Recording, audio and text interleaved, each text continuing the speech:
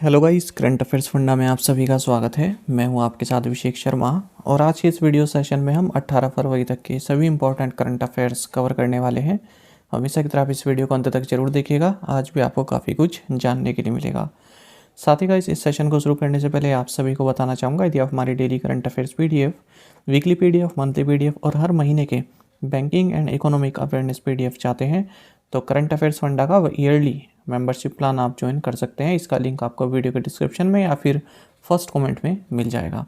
आपको बता दें, इस ईयरली प्लान के तहत हम आपको 1 साल तक जितना भी हमारा PDF मटेरियल है वो प्रोवाइड कराते हैं, जो कि न केवल आपके बैंकिंग एग्ज़ाम के लिए बल्कि SSC, रेलवे और स्टेट PCS सभी एग्ज़ाम्स के लिए यूज़फुल हैं, जिनमें भी जनरल अवेयरनेस या फिर करंट अफेयर्स पूछे जाते हैं।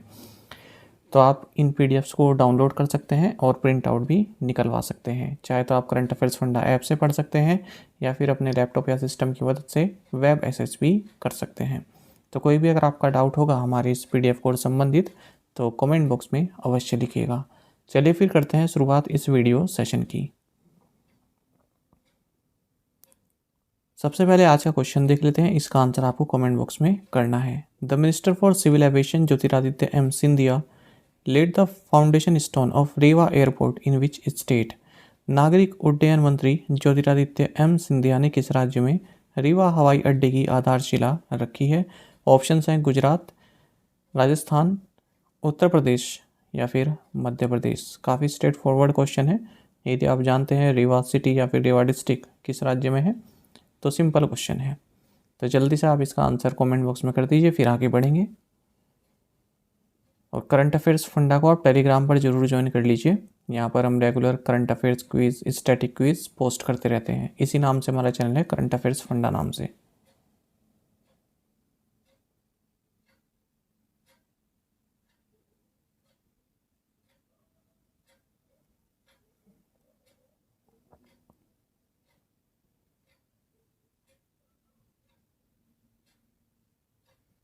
विच Indian American has been appointed as the new CEO of YouTube.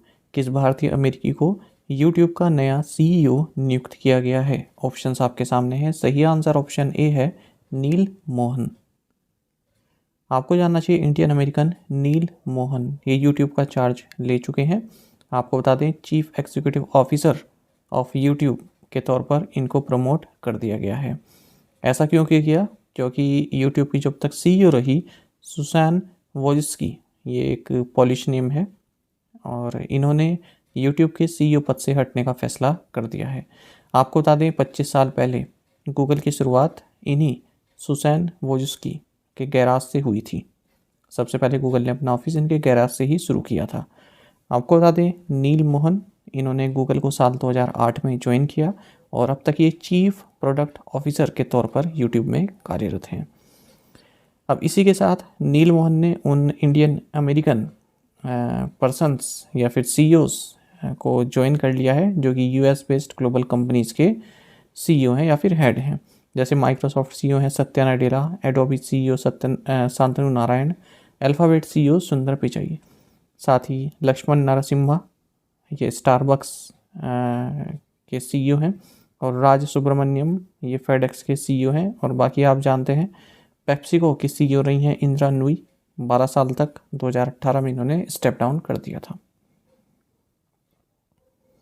Who inaugurated the 25th International Engineering and Technology Fair 2023 in New Delhi? नई दिल्ली में 25वें अंतर्राष्ट्रीय इंजीनियरिंग और प्रौद्योगिकी मेले 2023 का उद्घाटन किसने किया? ऑप्शंस आपके सामने हैं। सही आंसर ऑप्शन सी है, द्रौपदी मुर्मू।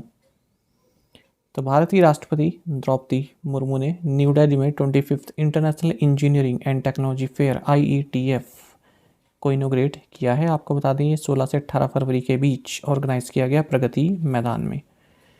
इस फेयर को कॉन्फेडरेशन ऑफ इंडियन इंडस्ट्री यानी कि CII द्वारा ऑर्गेनाइज किया गया है। CII एक नॉन गवर्नमेंटल ट्रेड एसोसिएशन है, इसका हेडक्वार्टर्स न्यू दिल्ली में है। इसकी स्थापना 1895 में हुई थी। आपको बता दें, भारत की G20 प्रेसिडेंसी के तहत जो B20 इंडिया सेक्रेटेरिएट है वो भी CII को चुना गया है। CII के फिलहाल प्रेसिडेंट संजीव बजाज हैं। Eight which stadium did prime minister Narendra Modi इनोग्रेट आदि महोत्सव इन दिल्ली? प्रधानमंत्री नरेंद्र मोदी ने किस स्टेडियम में दिल्ली में आदि महोत्सव का उद्घाटन किया है? ऑप्शन आपके सामने है। सही आंसर ऑप्शन डी है, मेजर ध्यानचंद नेशनल स्टेडियम। आपको जानना चाहिए दिल्ली में स्थित मेजर ध्यानचंद नेशनल स्टेडियम में आदि महोत्सव मनाया जा रहा है 16 से 27 फरवरी के बीच में, और इसको इनोग्रेट किया है प्राइम मिनिस्टर नरेंद्र मोदी ने। ये एक नेशनल ट्राइबल फेस्टिवल है। तो जो ये आदि महोत्सव है ये एनुअल इनिशिएटिव है tribal cooperative marketing development federation limited यानी कि ट्राइफेड का, जो कि मिनिस्ट्री ऑफ ट्राइबल अफेयर्स के अंतर्गत आता है। इसी के साथ आपको ये भी जानना चाहिए union social justice and empowerment mister Virendra Kumar, इन्होंने दिव्य कला मेला 2023 को इनोग्रेट किया है मुंबई में। How many artist receive the उस्ताद बिस्मिल्लाह खां युवा पुरस्कार फॉर द ईयर्स 2019, 2020 एंड 2021? वर्ष 2019, 2020 और 2021 के लिए कितने कलाकारों को उस्ताद बिस्मिल्लाह खां युवा पुरस्कार मिला है? ऑप्शन आपके सामने है। सही आंसर ऑप्शन सी है, 102। देखिए union minister for culture tourism and department of north east region G Kishan Reddy, इन्होंने उस्ताद बिस्मिल्लाह खां युवा पुरस्कार 2019, 2020, 2023 वर्ष के लिए न्यू दिल्ली में प्रेजेंट किए हैं। आपको बता दें जो इवेंट रहा इसकी अध्यक्षता संगीत नाटक एकेडमी की चेयरपर्सन डॉक्टर संध्या भूरिशा द्वारा की गई है। आपको बता दें संगीत नाटक एकेडमी ने 102 आर्टिस्ट को सेलेक्ट किया है 2019, 2020, 2021 के उस्ताद बिस्मिल्लाह खां युवा पुरस्कार के लिए। आपको बता दें जो ये पुरस्कार है ये 40 साल तक के आर्टिस्ट को दिया जाता है। साल 2006 में इसको इंट्रोड्यूस किया गया था। ये एक जो परफॉर्मिंग आर्ट्स में जो यंग टैलेंट हैं उनको एनकरेज और उनको आइडेंटिफाई करने के लिए ये पुरस्कार दिया जाता है ताकि वो अपने क्षेत्र में और कमिटमेंट दिखाएं। इस उस्ताद बिस्मिल्लाह खां युवा पुरस्कार में 25,000 रुपये का प्राइज़ मिलता है, अंग वस्त्रम भी मिलता है। अच्छा, जब बात हो रही है जी किशन रेड्डी की, आपको ये भी जान लेना चाहिए जी किशन रेड्डी ने हाल ही में unique initiative best tourism village competition portal, rural tourism portal और the global tourism investor summit 2023 portal को लॉन्च किया है। What is the estimated total food grain production in India as per the second advance estimates for 2022-23? 2022-23 के लिए दूसरे अग्रिम अनुमान के अनुसार भारत में अनुमानित कुल खाद्यान्न उत्पादन कितना है? सही आंसर ऑप्शन सी है, 3,235.54 लाख टन। देखिए महत्वपूर्ण क्वेश्चन है, इस तरह की एस्टिमेट्स पूछे जाते हैं एग्जाम में। देखिए second advance estimates of production of major crops for agriculture year 2022-23 ये रिलीज़ कर दिए गए हैं ministry of agriculture and farmers welfare के द्वारा। इसमें बताया गया है कि food grain production 3,235.54 lakh tonne रहेगा करंट एग्रीकल्चर ईयर में, यानी कि 2022-23 में। इसमें आप राइस का देख सकते हैं 1308 लाख टन, वीट का देख सकते हैं, न्यूट्री, मेज़, बार्ले, टोटल पल्सेस का रहेगा 278.10 लाख टन। इस तरह से पूछ लेते हैं टोटल पल्सेस प्रोडक्शन कितना रहेगा, और ऑयल सीड्स का कितना रहेगा 400 लाख टन्स, जिसमें groundnut, soybean, rapeseed and mustard. Cotton का आप देख सकते हैं, शुगर केन का आप देख सकते हैं, और जूट एंड मेस्टा का भी देख सकते हैं। Who has been appointed by the RBI as a member in the advisory committee of Reliance Capital Limited? RBI ने रिलायंस कैपिटल लिमिटेड की सलाहकार समिति में सदस्य के रूप में किसे नियुक्त किया है? ऑप्शंस आपके सामने हैं। सही आंसर ऑप्शन डी है, विक्रमादित्य सिंह कीजी।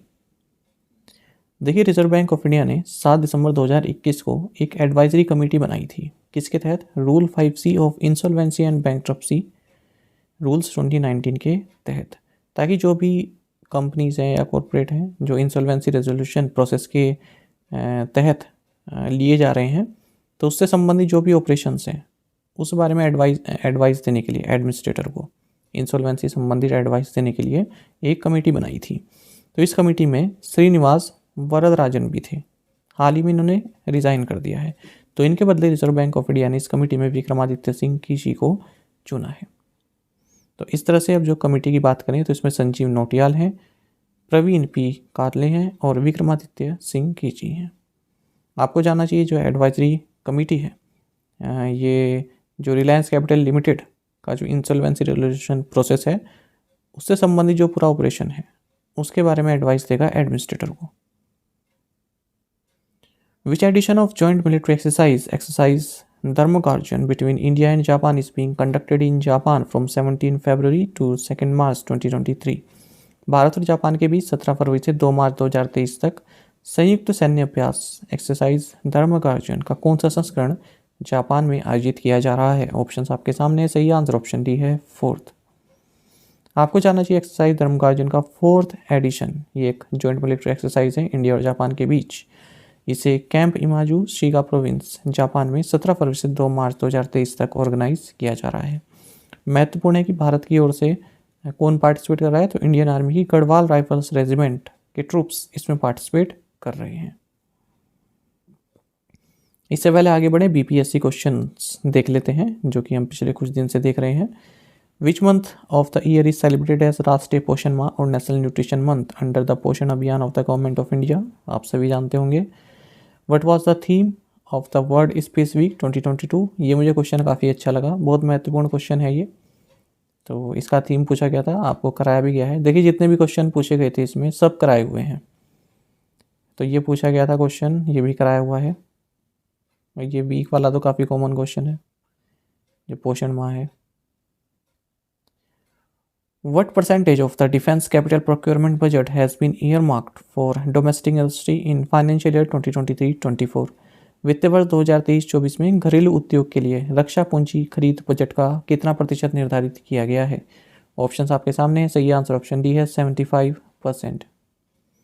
आपको जानना चाहिए, देखिए डिफेंस मिनिस्ट्री जो भी डिफेंस इक्विपमेंट या फिर मशीनरी जो भी प्रोक्योर करेगा फाइनेंशियल ईयर 2023-24 में, उसमें 75% हमारी डोमेस्टिक इंडस्ट्री से आएगा। यही क्वेश्चन में पूछा गया है।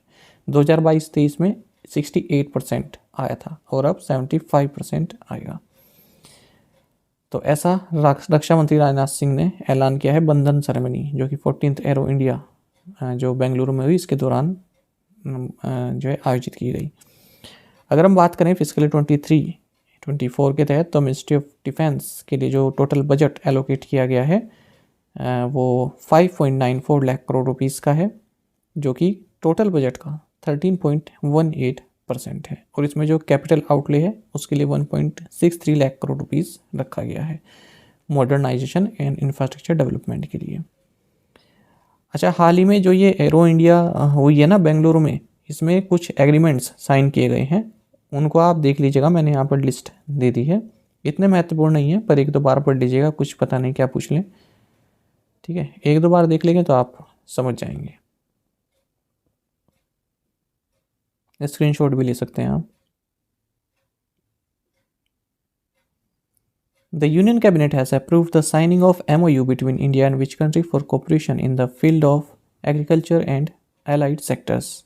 केंद्रीय मंत्रिमंडल ने कृषि और संबद्ध क्षेत्रों में सहयोग के लिए भारत और किस देश के बीच समझौता ज्ञापन पर हस्ताक्षर करने को मंजूरी दे दी है? ऑप्शंस आपके सामने है। सही आंसर ऑप्शन ए है chilli.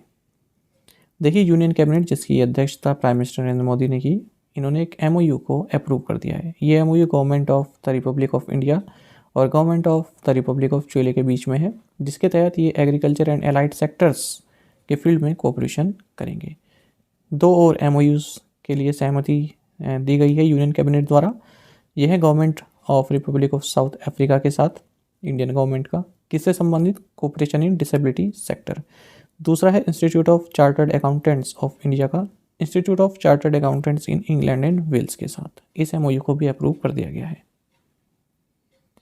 The Investor Education and Protection Fund Authority, Ministry of Corporate Affairs organized financial literacy in Amrit Kaal empowering investors conference in which state? निवेशक शिक्षा और संरक्षण कोष प्राधिकरण कॉर्पोरेट मामलों के मंत्रालय ने किस राज्य में अमृतकाल में वित्तीय साक्षरता व निवेशकों को सशक्त बनाना सम्मेलन आयोजित किया? सही आंसर ऑप्शन सी मिजोरम है। देखिए मिनिस्ट्री ऑफ कॉर्पोरेट अफेयर्स के तहत investor education and protection fund authority IEPFA, इसने मिजोरम टूरिज्म के साथ मिलकर एक state level investor awareness and financial literacy conference organise की है, जिसका थीम है या फिर जिसका नाम है financial literacy in Amritkaal empowering investors. कहाँ पर आयोजित किया गया? मिजोरम के आइजोल में। Who is jointly conducting the Kavash 2023 hackathon with the Ministry of Education's Innovation Cell and AICTE? शिक्षा मंत्रालय के इनोवेशन सेल और AICTE के साथ संयुक्त रूप से कवच 2023 हैकाथॉन का आयोजन कौन कर रहा है? ऑप्शंस आपके सामने है। सही आंसर ऑप्शन डी है, bureau of police research and development. देखिए, भारत साइबर सिक्योरिटी से संबंधित या फिर साइबर क्राइम चैलेंजेस से संबंधित प्रिपेयर्ड रहे, इसके लिए कवच 2023 एक नेशनल लेवल हैकाथॉन है। इसको न्यू दिल्ली में ऑर्गेनाइज किया गया है। किसके द्वारा? ये जॉइंटली कंडक्ट किया गया मिनिस्ट्री ऑफ एजुकेशन की innovation cell, AICTE, bureau of police research and development, साथ ही Indian cyber crime coordination centre के द्वारा। तो कवच 2023 किससे संबंधित है? Cyber security and cyber crime challenges से संबंधित। Central water commission has inked an agreement with which IIT for development of International Center of Excellence for Dams under DRIP scheme। केंद्रीय जल आयोग ने ड्रिप योजना के तहत बांधों के लिए उत्कृष्टता के अंतर्राष्ट्रीय केंद्र के विकास के लिए किस IIT के साथ समझौता किया है? सही आंसर ऑप्शन डी है, IIT रुड़की। देखिए, सेंट्रल वाटर कमीशन जो कि department of water resources, river development and Ganga reservation, ministry of जल शक्ति के तहत आता है। इसने एक मेमोरेंडम ऑफ एग्रीमेंट साइन किया है IIT रुड़की के साथ, जिसके तहत international centre of excellence for dams यानी कि ICED इसको डेवलप किया जाएगा 109 करोड़ रुपए की लागत से। ठीक है, ये याद रखिएगा, ICED क्या है? International centre for excellence for dams. महत्वपूर्ण क्वेश्चन है ये भी। तो ये जो सेंटर डेवलप किया जाएगा, इसे फंड किया जाएगा dam rehabilitation and improvement project के तहत। आपको बता दें, ये जो मेमोरेंडम ऑफ एग्रीमेंट है ये 10 साल के लिए वैलिड रहेगा। और जो ये सेंटर बनाया जा रहा है ना, international centre of excellence for dams, तो ये जितने भी इंडियन और ओवरसीज डैम ओनर्स हैं उनको investigations, modelling, research and innovation और टेक्निकल सपोर्ट सर्विसेज प्रोवाइड कराएगा ये centre. Which two organizations have formally launched the rail post Gati Shakti express cargo service? किन दो संगठनों ने औपचारिक रूप से rail post Gati Shakti express cargo सेवा शुरू की है? ऑप्शंस आपके सामने हैं। सही आंसर ऑप्शन बी है, Indian railways and India post. देखिए, Indian railways and India post, इन्होंने rail post Gati Shakti express cargo service को लॉन्च किया है, जो एक जॉइंट पार्सल प्रोडक्ट है रेलवेज एंड इंडियन पोस्ट का। तो ये पार्टनरशिप हुई है Indian railways and India post के बीच में, ताकि सीमलेस लॉजिस्टिक्स सर्विस प्रोवाइड की जा सके। आपको जानना चाहिए, इसको स्टार्ट किया गया है 4 सेक्टर्स के लिए, Delhi to Kolkata, Bengaluru to Guwahati, Surat to Muzaffarpur and Hyderabad to Hazrat Nizamuddin. हालांकि टोटल 15 सेक्टर्स में ये सर्विस प्रोवाइड कराई जाएगी फर्स्ट फेज में। Which state will host the first PM गति शक्ति national master plan regional workshop for central and western zone? कौन सा राज्य मध्य और पश्चिमी क्षेत्र के लिए पहली PM गति शक्ति राष्ट्रीय मास्टर प्लान क्षेत्रीय कार्यशाला की मेजबानी करेगा? ऑप्शंस आपके सामने है। सही आंसर ऑप्शन ए है, गोवा। देखिए, फर्स्ट PM गति शक्ति national master plan regional workshop for central and western zone, इसको ऑर्गेनाइज किया गया under the chairmanship of special secretary logistics division DPIIT Goa. मतलब ऑर्गेनाइज किया जाएगा 20 फरवरी को। PM गति शक्ति के बारे में आप जानते ही होंगे, 13 अक्टूबर 2021 को इसे लॉन्च किया गया था। ठीक है, और कनेक्टिविटी से संबंधित है PM गति शक्ति, लॉजिस्टिक्स के लिए, कनेक्टिविटी के लिए। और इसके तहत एक नेटवर्क प्लानिंग ग्रुप भी आता है, इसकी मीटिंग होती रहती है। तो याद रखिए, नेटवर्क प्लानिंग ग्रुप किससे संबंधित है? PM गति शक्ति से संबंधित है। Which organizations have signed an MOU for the integrated development of the village Sirolia in Madhya Pradesh? Madhya Pradesh में सिरोलिया गांव के एकीकृत विकास के लिए किन संगठनों ने एक समझौते ज्ञापन पर हस्ताक्षर किए हैं? ऑप्शंस आपके सामने हैं। सही आंसर ऑप्शन बी है, security printing and minting corporation and TERI. देखिए, security printing and minting corporation of India limited SPMCIL, आप सभी ने इसका नाम सुना होगा। एक mini ratna category 1 central public sector enterprises है, wholly owned by government of India. इसने द एनर्जी रिसोर्सेज इंस्टीट्यूट, जिसे टेरी बोलते हैं, इसके साथ एक MOU साइन किया है। इस MOU के तहत जो मॉडल विलेज सिरोलिया है, देवास डिस्ट्रिक्ट मध्य प्रदेश में, तो इसका डेवलपमेंट किया जाएगा 525.49 लाख रुपए के साथ। तो जो CSR इनिशिएटिव होता है उसके तहत ये एग्रीमेंट किया गया है। In which state did PM Modi virtually inaugurate Jal Jan अभियान? PM मोदी ने किस राज्य में जल जन अभियान का वर्चुअली उद्घाटन किया? सही आंसर ऑप्शन बी, राजस्थान है। प्राइम मिनिस्टर नरेंद्र मोदी ने जल जन अभियान को इनोग्रेट किया है आबू रोड, सिरोही डिस्ट्रिक्ट, राजस्थान में। आपको बता दें एक पब्लिक अवेयरनेस कैंपेन है जिसके तहत ब्रह्म कुमारी संस्थान और मिनिस्ट्री ऑफ जल शक्ति से जुड़े हुए जो भी लोग हैं वो इस प्रोजेक्ट पर कार्य करेंगे, जल जन अभियान पर। इसका मकसद है 5000 से ज़्यादा वाटर बॉडीज़ जो हमारे देश में हैं उनको कंजर्व करना और नई वाटर बॉडीज़ क्रिएट करना। ये लगभग 8 महीने तक कैंपेन चलेगा। Which company has partnered with Motorola to ensure seamless 5G connectivity? किस कंपनी ने निर्बाध 5G कनेक्टिविटी सुनिश्चित करने के लिए मोटरोला के साथ साझेदारी की है? ऑप्शंस आपके सामने है। सही आंसर ऑप्शन डी है Vodafone idea, we.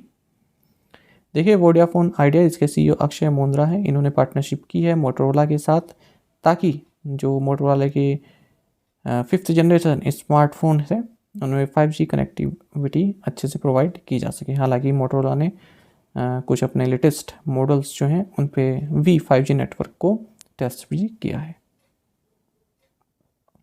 Who won the national race walking championships in men's category? पुरुषों की श्रेणी में नेशनल रेस वॉकिंग चैंपियनशिप किसने जीती है? सही आंसर ऑप्शन सी है अक्षदीप सिंह। तो देखिए अक्षदीप सिंह और प्रियंका गोस्वामी ने प्राइम मिनिस्टर मोदी द्वारा कांग्रेट्स किया गया है नेशनल रेस वॉकिंग चैंपियनशिप जीतने के लिए, इसलिए ये क्वेश्चन मैंने फ्रेम किया है। देखिए रेस वॉकर्स हैं अक्षदीप सिंह और प्रियंका गोस्वामी। इन्होंने नेशनल रेस वॉकिंग चैंपियनशिप जीती है मेंस एंड वीमेंस कैटेगरी में रेस्पेक्टिवली। ये चैंपियनशिप रांची झारखंड में हुई है। Who has become the 13th player from India to play 100 test matches in international cricket? अंतर्राष्ट्रीय क्रिकेट में 100 टेस्ट मैच खेलने वाले भारत के 13वें खिलाड़ी कौन बने हैं? ऑप्शंस आपके सामने हैं। सही आंसर ऑप्शन डी है चेतेश्वर पुजारा। देखिए भारत और ऑस्ट्रेलिया के बीच में न्यू दिल्ली में सेकेंड टेस्ट शुरुआत होते ही Cheteshwar Pujara 13th Indian cricketer बन गए जो 100वें टेस्ट में अपीयर हो रहे हैं। आपको बता दें इस लिस्ट में जो 12 नाम हैं वो इस प्रकार से हैं। सचिन तेंदुलकर ने सबसे ज़्यादा टेस्ट खेले हैं 200 टेस्ट, फिर राहुल द्रविड़ हैं और फिलहाल जो मौजूदा टेस्ट टीम है इसमें केवल विराट कोहली हैं जिन्होंने 100 से ज़्यादा टेस्ट मैचेस खेले हैं।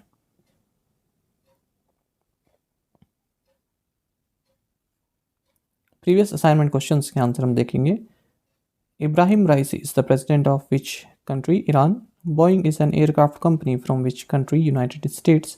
Helena is a missile being developed by DRDO. Helena comes under which missile? Nag. According to World Health Organization, what percentage of global population is disabled? 16%. Which automotive manufacturer has signed women cricketers Yastika Bhatia, Renuka Singh, Smriti Mandhana, Shefali Verma and Gemma Rodriguez as its brand ambassador? Answer is Hyundai Motor India Limited. आप में से कई students ने बिल्कुल सही answer दिया है। इसी तरह से पार्टिसिपेट करते रहिए ज़्यादा से ज़्यादा संख्या में। चलिए आज के असाइनमेंट क्वेश्चंस देख लेते हैं। YAI sailing championship 2023 was hosted by army yachting node in which city? National workshop on localisation of LSDGs in panchayats begin in which city? Which edition of India Mongolia joint working group meeting held in Delhi? Actually ये जो दूसरा question है ना इसमें ये बाद में इन नहीं है, इसको इस तरह से पढ़ेगा national workshop on localisation of panchayats begin in which city. ठीक है, ये बीच में इन नहीं है, पंचायत से पहले इन नहीं है। फोर्थ क्वेश्चन देखते हैं। The IT department on February 14 conducted a survey at the offices of the BBC in Delhi and Mumbai. This move comes weeks after the BBC released a documentary about PM Narendra Modi. What is the name of the documentary? आपको बताना है। The Competition Commission of India approved the acquisition of clinker, cement and power plants of Jaiprakash Associates Limited and its associate by. तो इन 5 question के answer आप comment box में अवश्य दीजिएगा। यदि आपको एक क्वेश्चन का आंसर भी आता है तो भी आप हमें कमेंट बॉक्स में बता सकते हैं। साथ ही करंट अफेयर्स फंडा को आप टेलीग्राम पर भी ज्वाइन कर लीजिए। यहाँ पर रेगुलर वीडियो अपडेट्स और करंट क्विज़ हम आप सभी के लिए डालते रहते हैं। साथ ही डिस्कशन ग्रुप में आप किसी भी क्वेश्चन का सोल्यूशन पा सकते हैं। दोस्तों यहाँ पर हमारे करंट अफेयर्स की प्लेलिस्ट दी गई है, इसको आप जरूर देखें। अपने दोस्तों के साथ, फेलो स्टूडेंट के साथ हमारे करंट अफेयर्स को शेयर जरूर करें। आज का ये सेशन आपको कैसा लगा कमेंट बॉक्स में अवश्य बताइएगा। Thank you guys.